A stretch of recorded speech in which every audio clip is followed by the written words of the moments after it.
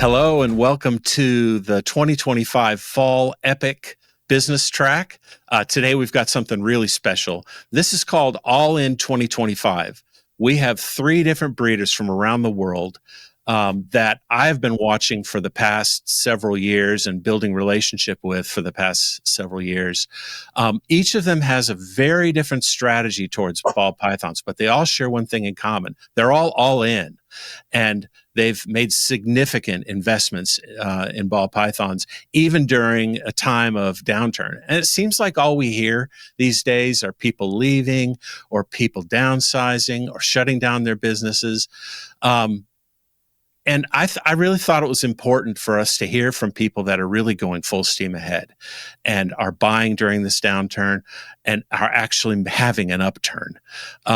So everybody should get something out of this, whether you're just starting out and you're a little bit nervous, whether you're been in this for a while and you're wondering about how to make the next big move.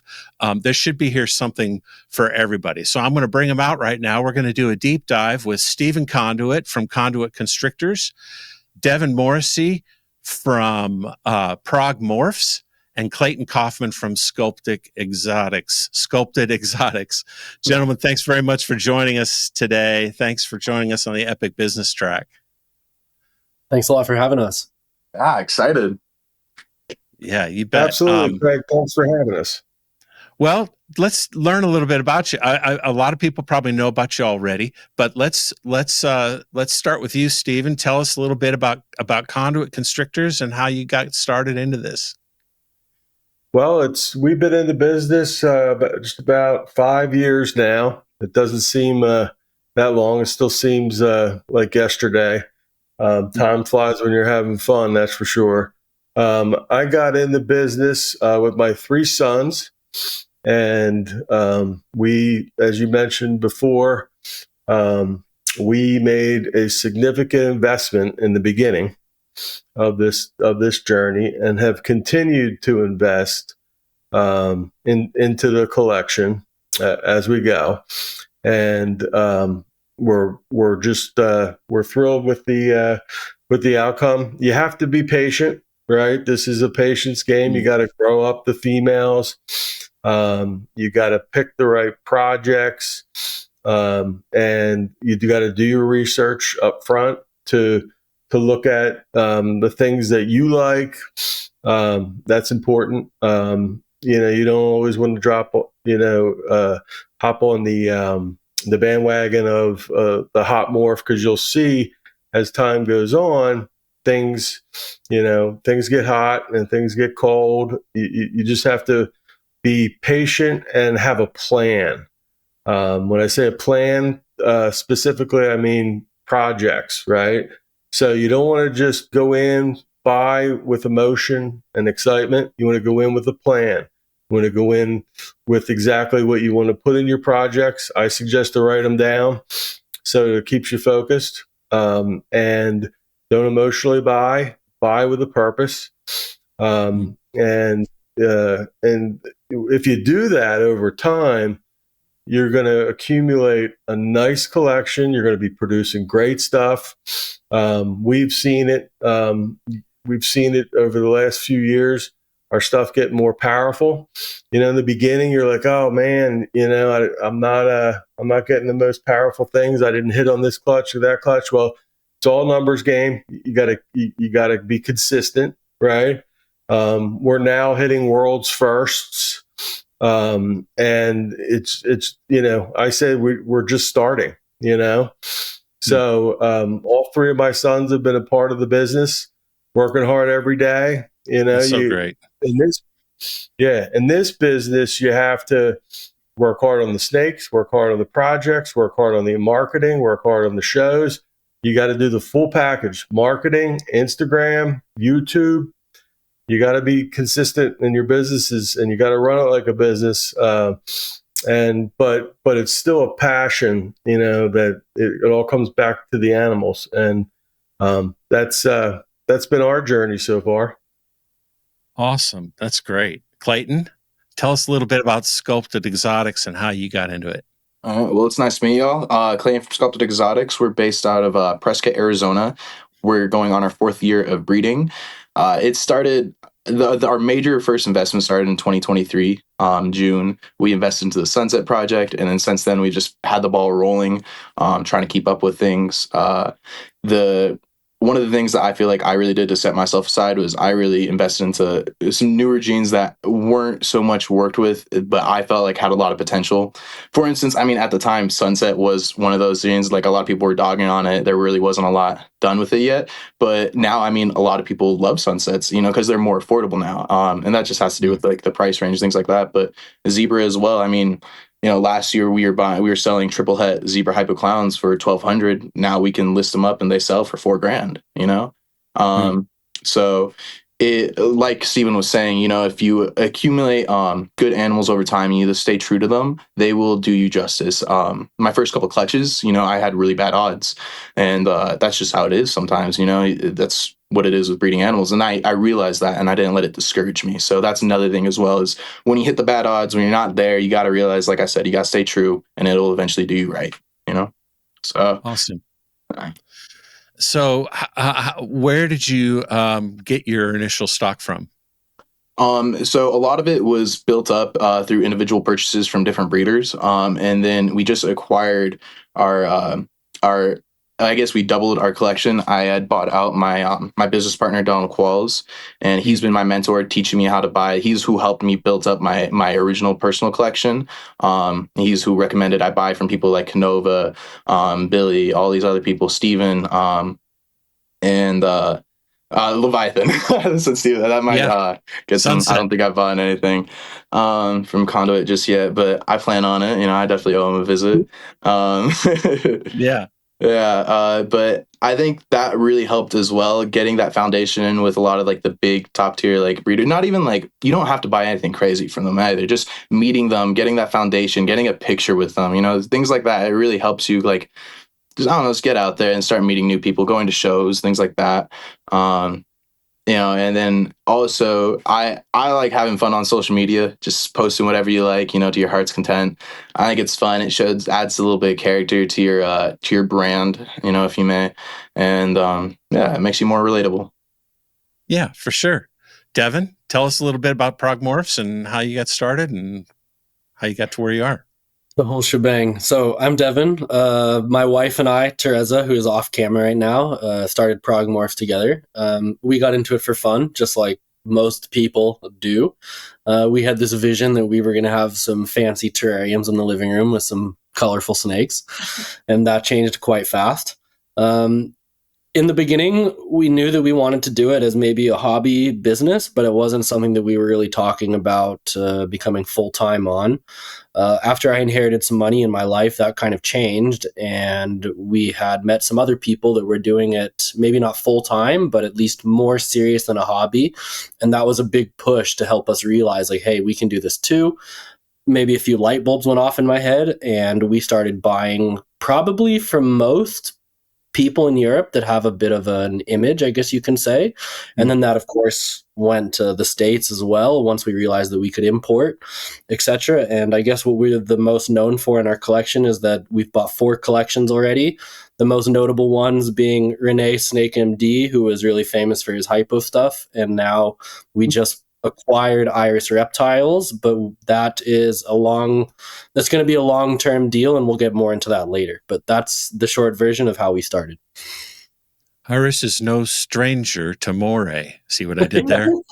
Yeah. Steven, how did you start to acquire your animals? So we were really selective of the breeders that we used.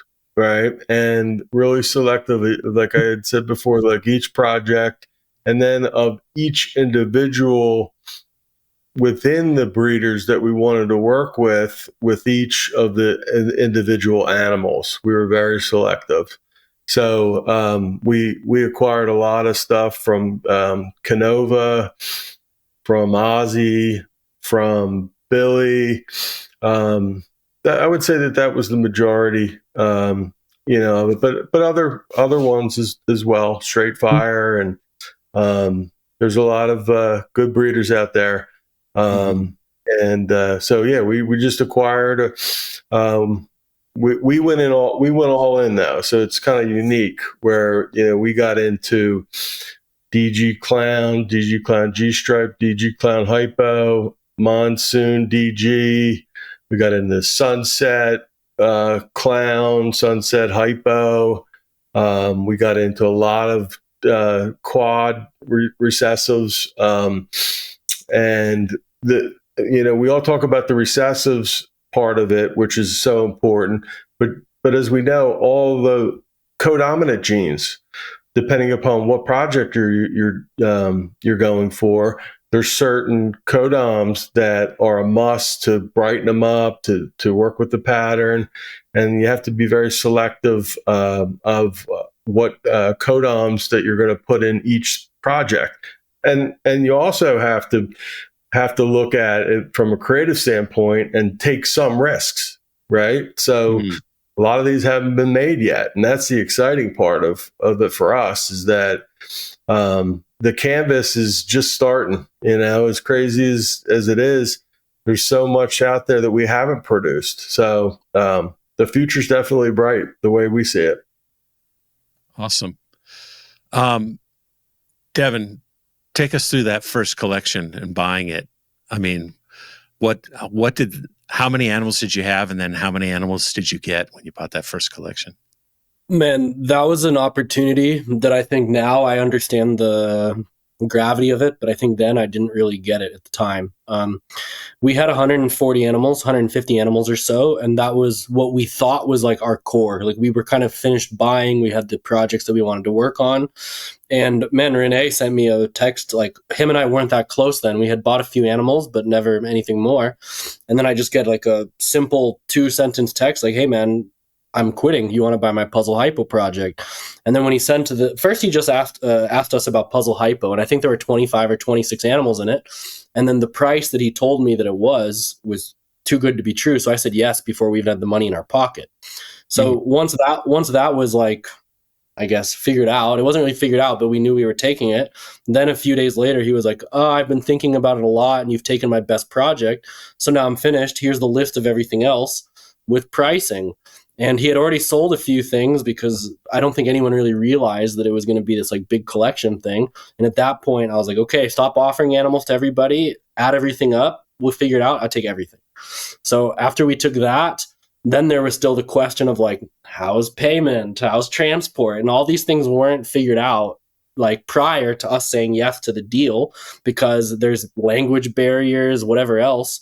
So did you have CITES to deal with too on all this stuff, or no? Everything within EU that's in the Schengen area doesn't need CITES, but it does need a piece of paper from the breeder that states that it's captive bred. It's a whole new conversation about EU laws of transport and everything. Okay. But yeah, so anyways, so I didn't even know. I thought that we were just going to drive to his place and take Puzzle Hypo. So I wasn't even prepared to take everything. So I'm sitting in the guy's living room, and next thing you know, he was like, "Oh, I thought you're taking everything." So I said, "Okay." I said, "Give me an hour. I'm really good at problem solving." So I got on the phone, called everyone I knew, and within 24 hours, we had another courier that was able to show up and take everything. But man, especially with these types of deals, if there's no trust involved, it's almost impossible for it to work, unless it's just here's an invoice, you're paying this and you get it. But that's very rarely how these collection deals work, at least in our experience. Crazy.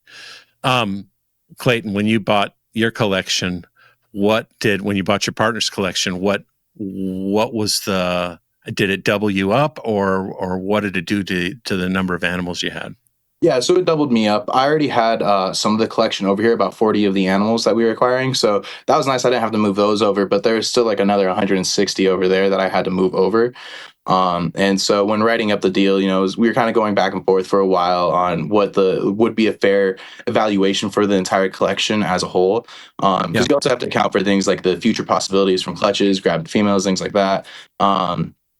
But yeah, so I got the money all cleared up essentially. I was very fortunate to land a business investor early on, and so she helped me out with that. And then I also have a loan from a bank, and then I also invested quite a bit of my own financials into the deal as well. And so once the initial down payment, the deposit for before the collection was sent over, I then headed over, picked up everything, and now we're working a monthly payment for the rest of the collection. And yeah, it's been pretty. I still have a couple female. Like I have to pick up another rack and a couple more females over there that we're about to lay.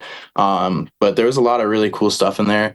It was really just like Devin was saying too. It was too good of a price just to say no. I didn't want to, because if I was going to be picking up, then I was going to be selling it to everyone. I was like, no, we have to make this work. So yeah, I love it. Steven, you've been in business for yourself for 25 years before doing this. What's different about the ball python business versus what you've done in the past? Well, I think the biggest difference that I didn't understand up front was how patient you had to be.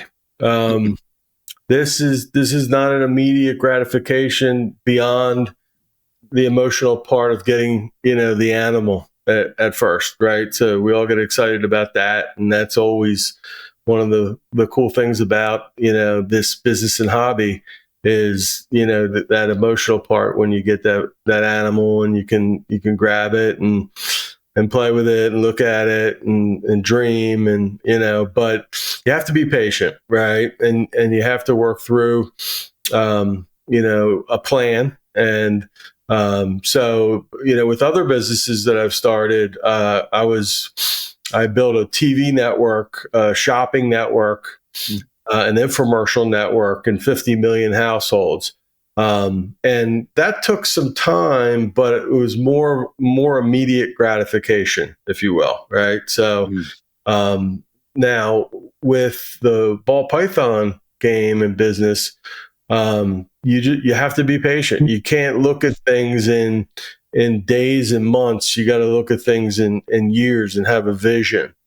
And you have to be passionate about this business because there's a lot of work that goes in, but it pays back in spades. Like when I look at each individual investment we made, this includes every snake, right?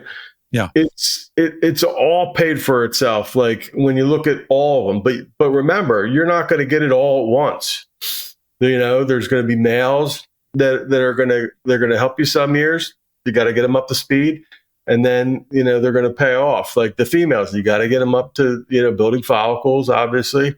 And when I look at it, each individual, like they all pay off. Like it's crazy. That's amazing because the way I understand the ball python business is, or the way I sometimes explain it to people who's outside of it, we buy these depreciating assets in the hope that they reproduce faster than they depreciate. Yeah. Oh yeah, and they do. There are certain projects that depreciate, right? But look at the numbers, right? You're averaging 6 or 7 eggs. Probably for us closer to 7, right? And it's a numbers game after that. So all you need is one of these. If you're into the right projects and making the right decisions for yourself, right? All you need is 1 or 2 of those eggs, and then after that, everything else is gravy. Yeah. When you really break it down that way, it's hard because we all naturally, as humans, look at everything as a total investment. But when you break it down per clutch and what you paid for that, right, it becomes a lot clearer. And I would say that everybody should kind of look at things that way, in my opinion, because it makes it a lot more settling that way versus the as a whole. I agree. 100%. Sorry, Craig, can I add this? I was just going to say that I really think that a lot of people are expecting them to make returns in one clutch with an animal, whether it's a male or a female, or in one season, right? And even if an animal is only giving you 60% of your investment back, you have holdbacks from that, which just it exponentiates into your animals and your production, right? So eventually, if you have started with 40 animals and now you have a 200 animal collection, I mean, you were your own best customer. You have animals that you didn't have to spend money out of your pocket to buy, right? So I think that, as he was saying, it's an overall thing. It's not just a here and there. And yeah, you're going to have projects that fail, but it's a whole nest egg of production in the end. I would like to add on to a note on that as well is even if the females or males don't pay themselves off within that first season or that first clutch or whatever, you have them for another year, another 3 years, 4 years. Essentially once, they pay themselves off, they're practically passive income. I mean, the people have done the research. It costs like $350 to, keep a ball python a year, on an average feeding salary essentially. And, one baby out of that pays for it. And then the rest, like Steven said, so you just have to individually look at them. That it helps clear things up a lot. Love it. Devin, we talking about buying collections. There are a lot of collections available right now from people getting out of the hobby that shouldn't be bought, right? If you're looking to do things as a business. Talk about how do you assess the value of these collections, and I bet you said no to a lot of them before you bought your 4. I actually said no to a lot after, because we had only been offered. First collection we ever got offered was Renee. Oh wow! Sorry, please repeat the question. I lost my train of thought. Yeah, sorry. Just basically. Oh right, I got it. How we value these collections. I think that how to protect people, I think, from buying collections they shouldn't buy. Okay, so there's 2 things that are important here. One is the reason why someone's quitting is very important for these types of deals, because I think that a lot of the reason why people are quitting is because they don't have the returns or the whatever you want to call it from what they expected. Okay, those in general are almost always going to be a no, because the collections are going to be structured wrong. And I think that a lot of these people don't get that when you're buying a whole collection, the percentage that you're getting of the actual value is not as high as a lot of people out there think. So if people think that when we're buying a big collection, we're cashing these guys out on 85% of the value of the animals, it's not it, right? So I think that those 2 things are really important. From the 4 collections that we've bought, no one was quitting because they couldn't sell anything. There was always a life thing. So like one of the examples would be, we bought a collection from someone in Germany. They have really strict laws on racks, how much they can sell, how hard it is to become a professional. And this person was making better animals than they were comfortable with selling, and they had a family to protect. So now they have this collection that's producing $100,000 of animals a year that they're illegally selling, right? So that was a big reason why this person got out. So everyone was happy in the end. Then, like the Iris guys, they're retiring. They've been doing snake stuff for 20 plus odd years. They're far from unsuccessful in the industry, right? So I think that those are really important. Then the value, of course. If the person who's selling it doesn't have an idea, it's very hard to move forward without offending anybody. Because if the person has a $100,000 retail collection and they tell you they want $85K for it, okay, the conversation's finished, right? Now, if they have a $100,000 collection and they don't know where it is, and now I offer them 40 grand and they get offended, that's also a problem. So I think that if someone doesn't have an idea of like, okay, I don't know what the value of my animals are, but I'll take 45% of their value. Okay, then you can move forward. So I think that the way that things are structured and how people want it, another thing too, is that if someone just expects that you're going to cash them out up front without a payment plan, like Clayton said earlier, that's another red flag for me. We've yet to do one collection deal where someone's been cashed out of the gate. It just hasn't happened. So these things are all important to think of when it comes to buying a collection. I also think that if you don't have an established collection already, it's going to be hard for you to find that person that's going to give you that established collection. I think in Europe, you will see that people are quitting for good reasons more often than guys in America because of the regulations and the laws and these things that people don't deal with as much in the States, if that makes any sense. Ton of sense. One of the things, Devin, I've been so impressed with you about is your ability to make relationships. And you came in this and immediately made relationships with all the biggest people, including your vet, including, everything. And the, these kinds of deals do happen best in the context of a relationship. It's very difficult to Steve, and when someone buys a business, typically they say, well, tell me what your earnings are, net profit. Yep. I'll pay you 5 times earnings. Yep. 3 to 5. Yep. 3 to 5. Yep. Exactly. Yep. But in your in this environment, there's also just the inventory is the business to a large extent. And having, I really appreciate what you said, Devin, there about having an established business that you're actually buying. You're really buying the business. Yeah. A small business, whether they are or not, that's what everybody is essentially as a hobby breeder that's trying to sell their animals that they produce.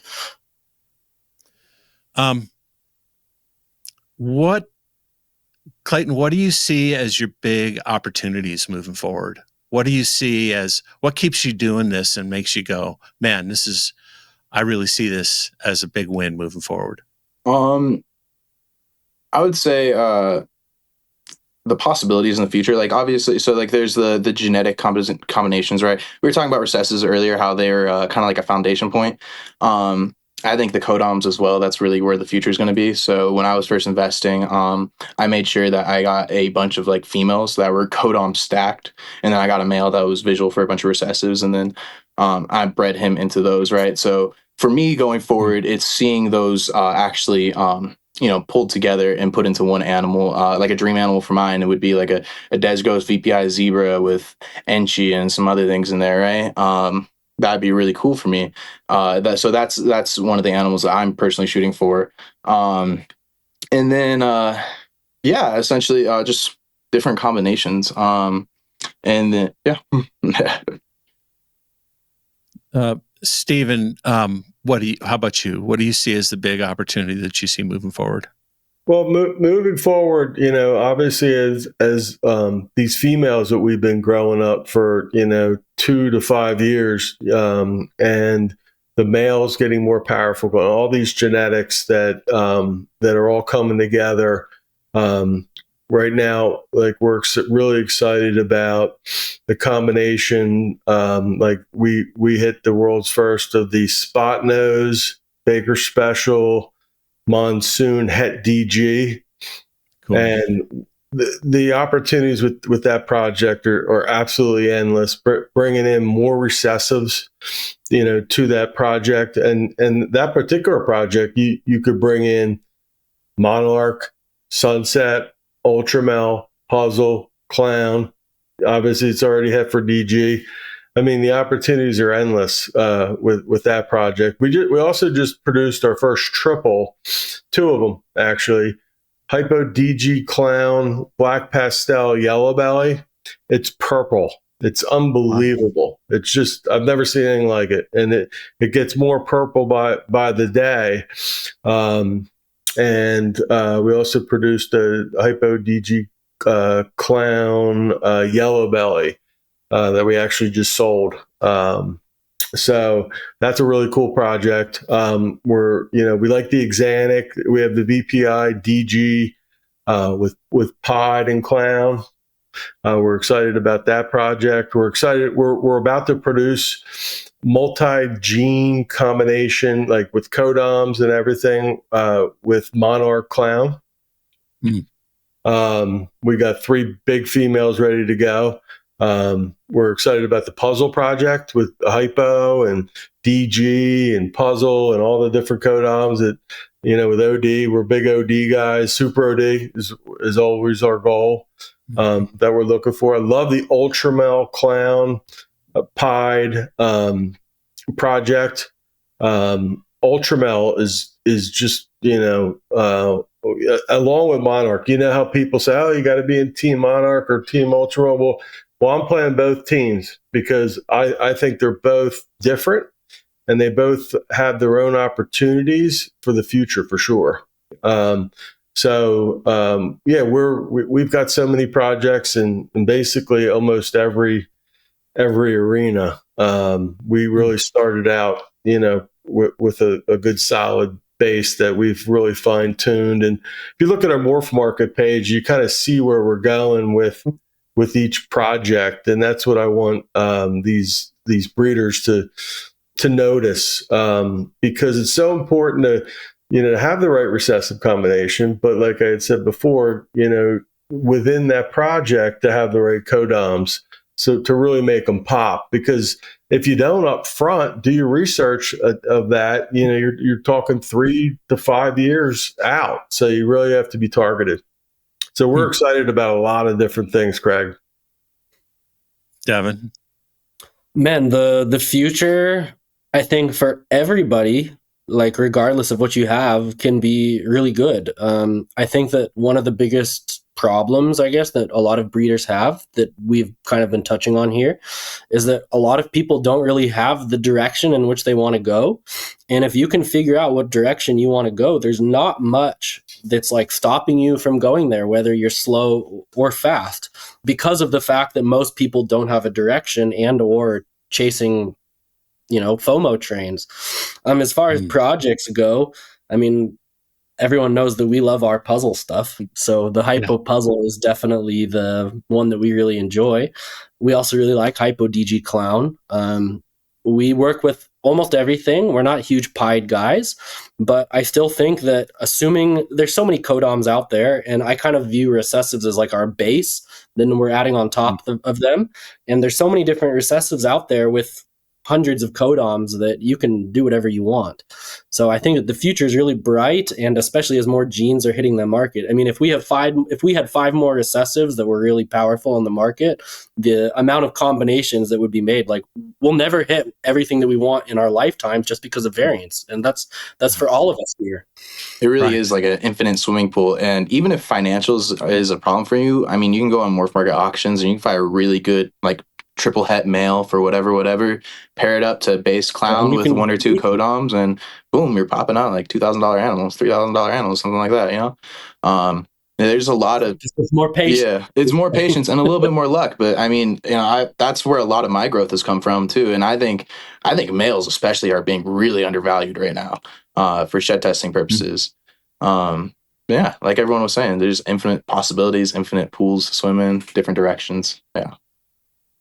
It occurs to me. Yeah, go ahead, Devin. I was just going to say, one of the things that I've really noticed in pricing, because he was saying the males are undervalued, is like, man, when we first started, the Hypo DG Clown males were like $50K, I think, $60K, really, really expensive. And the females were like half the price. But now, as you see, especially maybe not like the pinnacle of a project or someone who's first there, but if you look at Hypo DG Clowns and all these things, the females are going to be holding their value more. The market's just punishing people for not having the right females. So exactly, keep that in mind as well. Because when we started, everyone was like, oh, go buy some average females to graze them up, then go put all your money in the male when the times come. We did the exact opposite. We bought the best females that we could possibly find for everything, because we didn't want to have to replace I don't want to have to replace an adult every 2 years. It's a cycle that leads you to thousands of animals. I think there's going to be a significant number of people watching this going, man, there's just no way I could drop the kind of cash that these guys dropped to buy their collections to build the inventory. By the way, folks, we're talking about business a lot here. We absolutely adore these animals and realize their full value as creatures, and we're talking about business. So pardon us if we speak about our beloved animals as inventory. Okay, it's just part of the process of talking about business. But it occurs to me that there's a lot of people that don't have the money but do have the time, and it just seems like money is an accelerant, allows you to get places faster, but should it stop you from getting anywhere? No. I would say to that, right? So it's all about the way I see this in my experiences, okay? It's all about the quality that you purchase, not the quantity. And I think that the last, I guess 2 years, I've seen an industry shift toward the quality, right? But people really have to check themselves and make sure that they stick with their goals, because they don't need to go out and purchase 100 animals, right? No. You need to be real specific with what you choose. Make sure it's quality. Make sure you have the codoms, the recessive genes, right? And start slow with quality within a project and build, right? So you don't need to purchase hundreds of animals, right? Yeah. That's what I would say, that, like, financially, because most people can afford, to really conquer a project the right way, right? Invest up front the right way, and then you'll accumulate these things, make babies, and the next thing you know, you're selling them, you're holding back a bunch of them, and things are working out financially and with your vision. So that's my fit, as far as like money. Don't go, the best deal or go to 50 auctions and get what you can get. That is not the way I suggest to start your collection or to enhance your collection. Good piece of advice. It's really difficult to know what quality is when you're just getting started. You're looking at all these morphs, and I remember the stuff I started looking at, and it's interesting. Sometime go back to your morph market pages and see what you starred in the past. And after my first year, I did that. I'd starred a bunch of things that I was sort of interested in, and then a year later, I went and looked at everything I had starred, and what it taught me was what I saw illustrated was how much I'd learned about morphs, because a lot of what I saw that I really liked, there are issues and reasons why they weren't necessarily a good investment. Where do you go to get your expertise? Clayton, let's start with you. For me, it was meeting new people.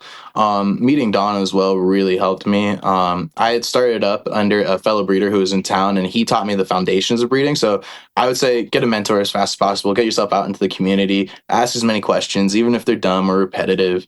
Don't be going up and someone just constantly, but you feel free to ask questions. That's how you grow. That's how you learn. Yeah. I'd say that's the best source of income. And then YouTube too. I mean, YouTube has some phenomenal resources. I wouldn't believe if Facebook's like, all right, I wouldn't believe too much on Facebook. A lot of people are just kind of chatting to chat. Yeah, no, I can just say definitively, don't get your expertise from Facebook. Yeah, and also there's something about that platform. Also avoid ballpython.net, the old forum. That's still active. I haven't even visited that site. Man, I have weeks of losing sleep because of that forum. Continue. Sorry, man. Continue. Stephen, where'd you get your expertise? I got my expertise. So I want to bring it back to relationships, right? To Clayton's point, which is really valid, and what I'm trying to instill in my team here is, at the end of the day, you could produce a lot of great quality animals, right? But you got to get yourself integrated into the community, right? The community here in the ball python world is tremendous, right? If you hook up with the right people, right? And, Justin Kabelka has been, my guy that I've looked forward to. He's taught us a lot. He's continued to help us, go out of his way. Solid guy. And like YouTube, right? Billy has been another guy that's just taught us so much, It's Billy Rose of Mutation Creation. Yeah. Yeah. From Mutation Creation, Billy Rose, wonderful guy, very passionate, loves people, cares about people. Those are the type of breeders who you want to surround yourself with, and our customers, we try and answer every question with passion and purpose, and help them in their journeys as questions come up, because, it's easy to ignore a question, but I remember, when we had our questions and they were answered, and you got to, be the leader, in your business and in the community. And it's so important that we all stick together, because education, is everything, and guidance. So, yeah, I think just being out there, interacting with breeders, going to shows, even if you're not vending, right? Let's just, if you can vend, it's totally worth it, right? and it'll take you a few shows to get get things together. But what you are doing is you're putting your name out there. You're interacting with breeders. Give you another example, right? When you're setting up, right? I said to my son the other day that we need to set up early because our customers are all these breeders that are selling to everybody else. So our time is in the morning, right? When they're walking around beforehand, you got to be set up and ready to go for them. So it all comes back to people, the way I see it, and the community of breeders that we have here, and really interacting with them, creating relationships. Strong relationships is everything. A couple quick tips on that. If you're going to an NARBC and they've got a day in advance, or even at Daytona, I think some places have an extra day where you can walk around while they're setting up. Best time to talk and meet people. Absolutely. They do that at Tinley. You can get the VIP pass and you get this extra day. Now I think it's just an afternoon, but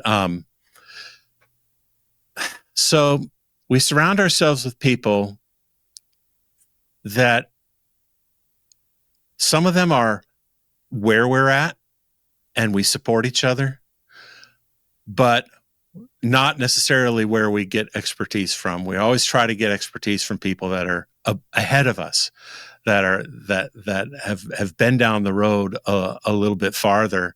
I want to just say Patreons are a great way to do this. It's a great way to. It feels dumb because you're just paying $25 a month or whatever, but you get all of that. You get people ahead of you. You get people where you're at. You get people behind you that you can help, and all within the same group. So I highly recommend that people join a Patreon from someone who's successful, that has, because one of the things I hear all of you say is, as long as you're buying the right animals, surrounding yourself with the right people, and making the right purchases. Well, how do I know what's right? Right. Well, and yeah. No, I'm just saying I got great things to add to this one, because we went from the process of never being in the community to having to make these connections. So when Teresa and I went to our first big show, it's called Snake Day in Europe. It's like our equivalent of Tinley, I guess you can say. And so we said, okay, let's go out there and shake everyone's hands. We had a huge budget to buy at the show. No one knew that. Who out there is going to shake your hand and talk to you? The people that shook our hand and talked to us from the whole show, there were like 100 people. And I think 4 people really gave us a lot of time. One of those being Iris Reptiles, Roland, who's now a company that we bought.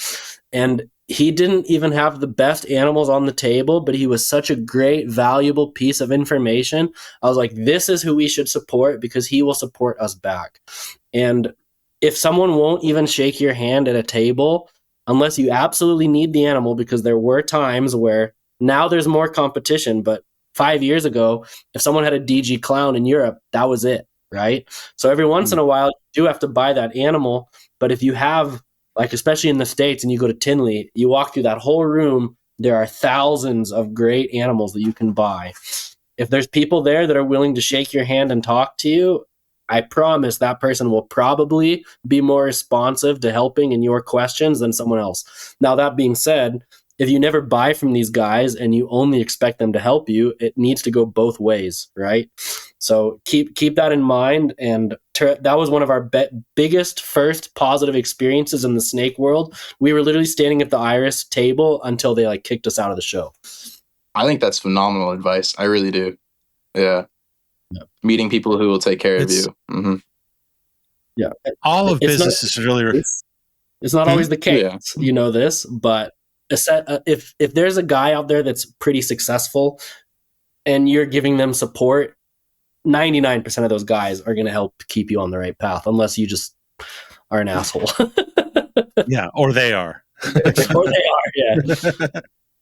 Sorry, I didn't mean to butt into you, Craig. It was burning in my hand. I love it. I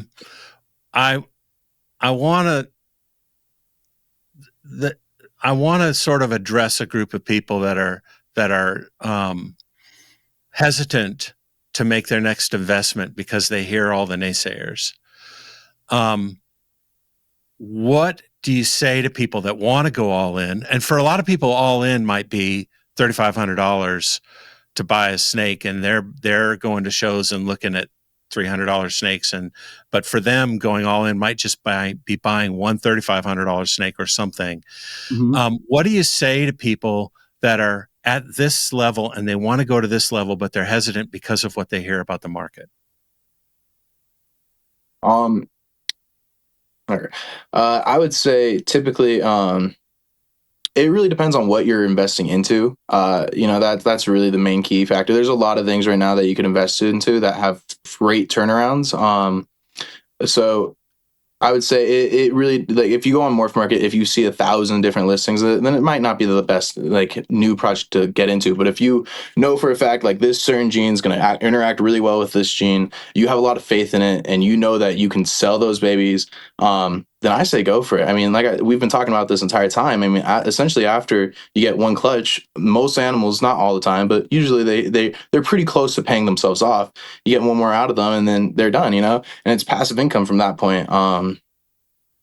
But yeah, I mean, as I would say, a lot of people say breed what you want, and I do agree with that to a certain extent.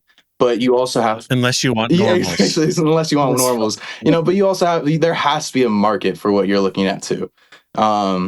If you're looking at it at a business standpoint, if you're just breeding to breed, then buy whatever.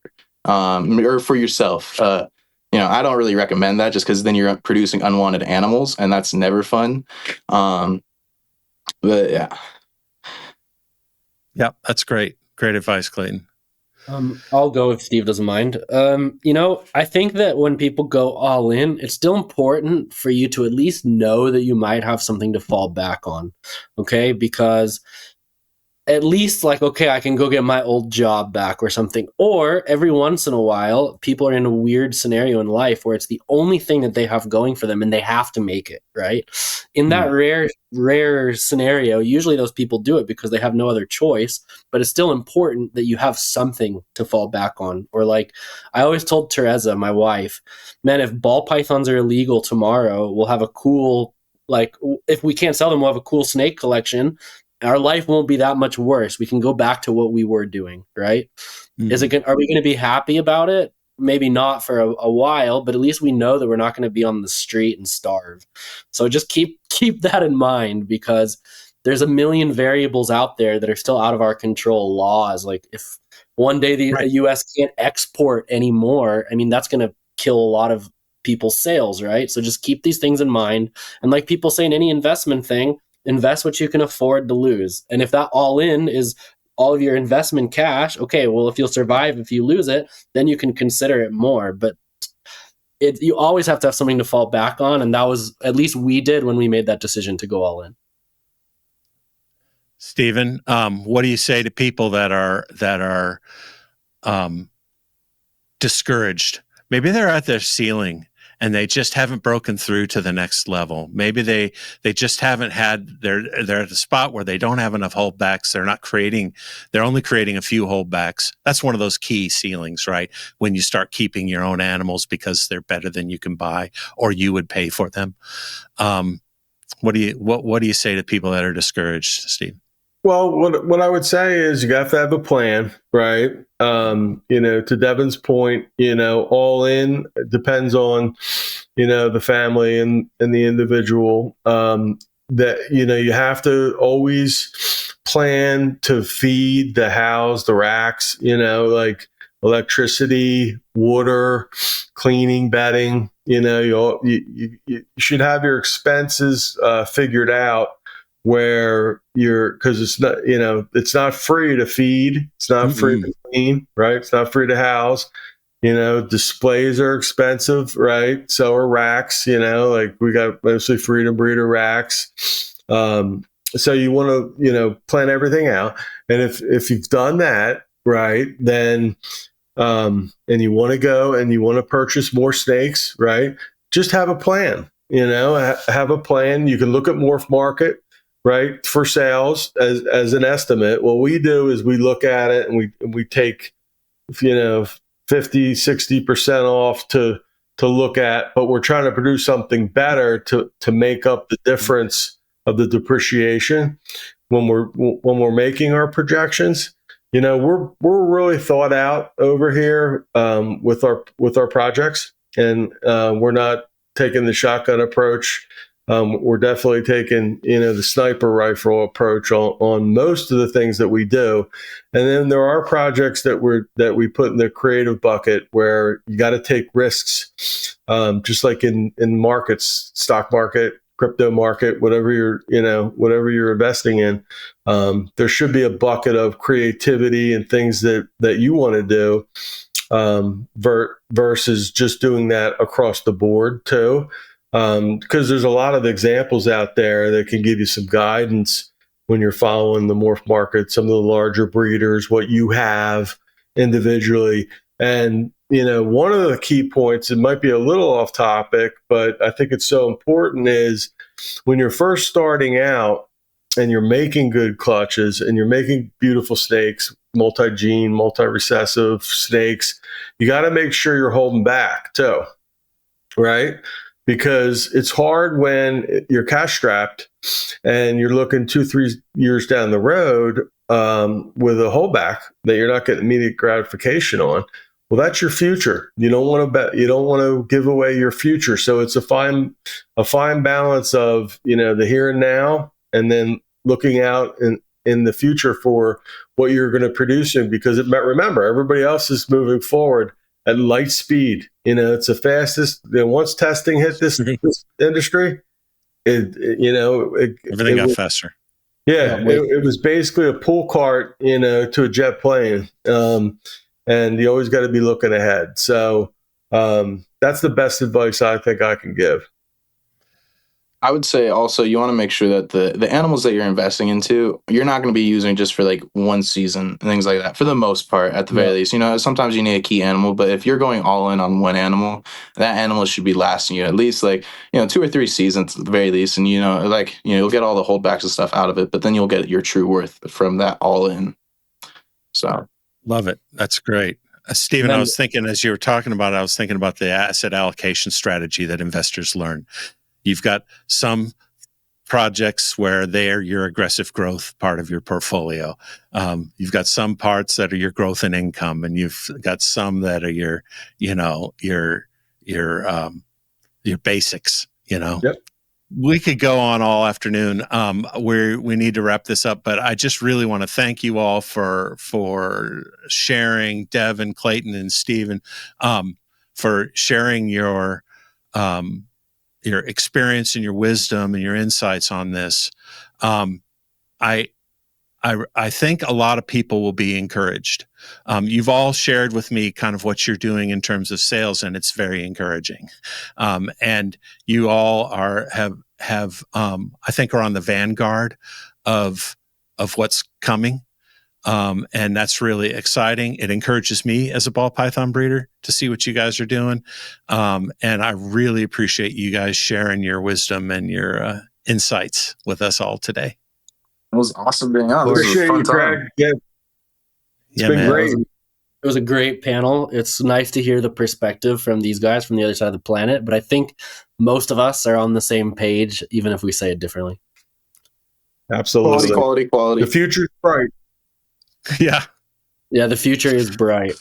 Yep. And my saying always, quality matters. That's awesome. All right. So in a few minutes, the next session will start. So go back to epic.live and look at the conference schedule and see which session you want to watch next. Thanks, everybody. Thanks for having us, everybody. Appreciate it. Thank you.